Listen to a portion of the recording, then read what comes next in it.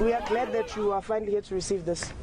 Our main concern here and our main demand is that we need to have a gender summit before the 28th of August. All of these women are going to be there. Yes. Your departments are going to be there. You will convene it. Treasury will be there. And you'll ensure that what comes out, those outcomes are going to be budgeted for. That's a non-negotiable. Please understand us when we say that is a non-negotiable. We have been disrespected enough today. If you do not respect us at that gender summit, all I'm saying is you've seen what's going to happen. We'll definitely shut this country down. There are over 20 marches today. Thousands of women are on the ground, thousands in every single province, saying no means no. Yes. And they were saying we need to be respected by these men. We said we don't even want them to march with us so that they can understand consent.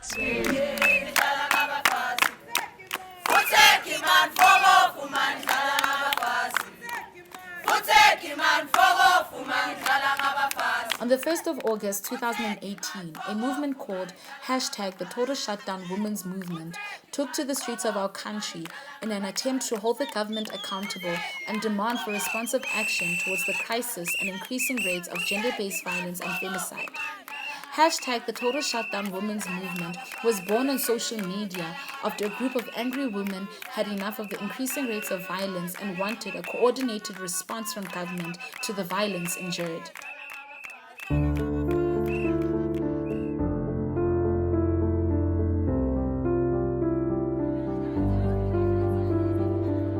After long weeks of planning and mobilizing resources for the National March Against Gender-Based Violence, #The Total Shutdown Women's Movement was able to organize close to 100,000 women across the country to march to various meeting points, including the union buildings, to hand over a list of 24 demands to President Cyril Ramaphosa.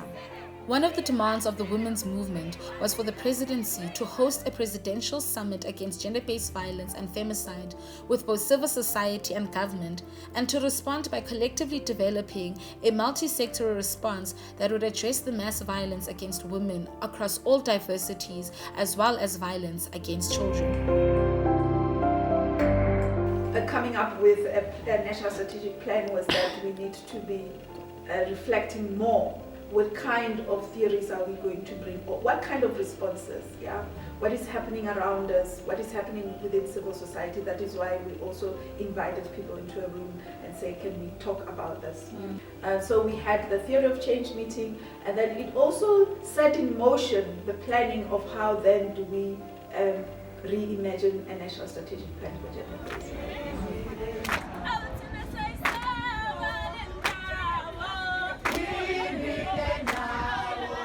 The first ever presidential summit was hosted on the 1st and 2nd of November 2018, where 1,200 delegates convened to formally address and develop the Gender-Based Violence and Femicide National Strategic Plan, also known as the NSP, to facilitate a coordinated national response to the violence plaguing our society. The summit had a number of other outcomes, including the Presidential Gender-Based Violence and Femicide Declaration, to which serves as a commitment that the presidency, working with civil society and South Africa at large, acknowledges this process and is committed towards the eradication of gender-based violence and femicide in South Africa.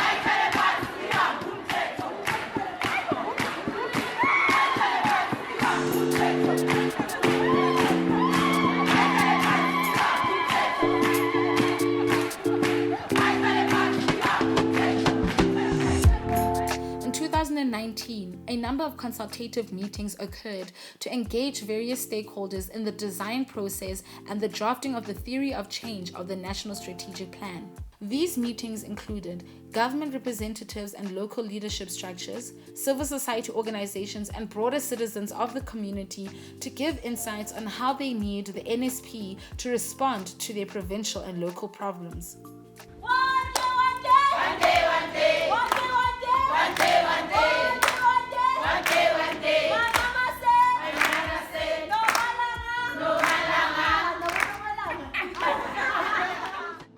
Gender-based violence comes in many forms, right?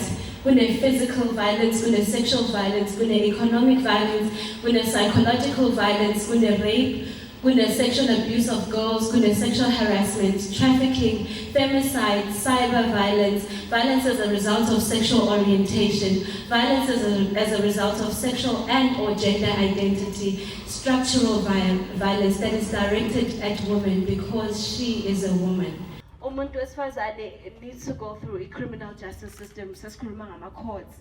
Umuntu wesifazane kumele access, those different sectors. Sometimes akaphumi good relationship because I am unable to provide for my family.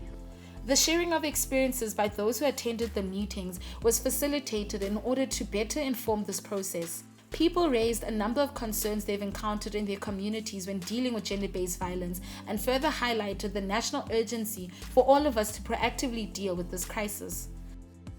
I've been involved in work on gender-based violence for many years, and I think bringing government and civil society together at such a strategic level, it's been an interesting journey and also a lot of time pressure, given where the country is, given the urgency of what we need to do.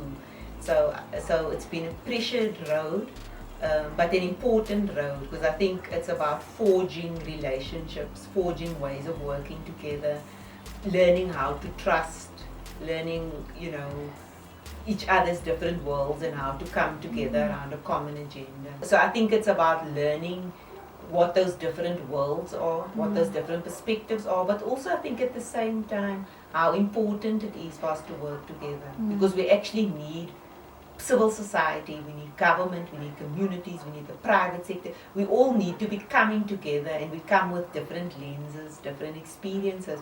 So it's also about learning to respect those different experiences, to embrace those differences, but also to build connections around the points of connection of trying to move us all forward in the country.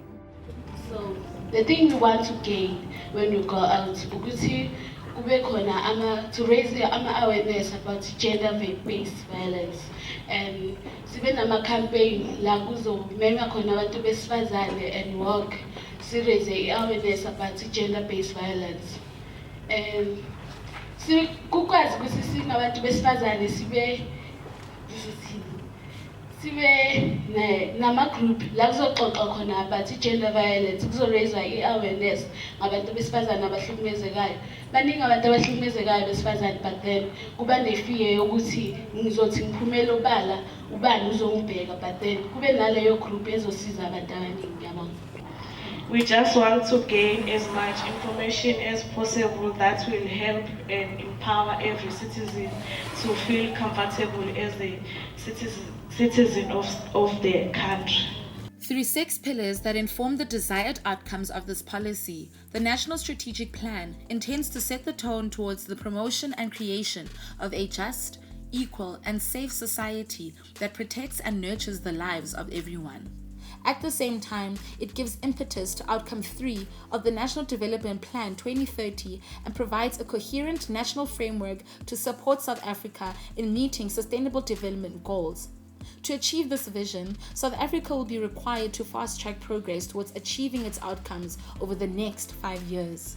Our objective must be to bring this number or rate to 0. We must aim for a femicide rate of 0. We have seen the power that we have in coming together as a collective voice to demand for accountability and change. The National Strategic Plan is the will of the people, and so shall it be. Civil society activists, organizations, and movements will continue to ensure that the NSP is rolled out and implemented. As the women of this country, we remain resolute in challenging the structures that continue to oppress us, and we will use the NSP as a mantra towards the creation of a just, healed, and free country for everyone.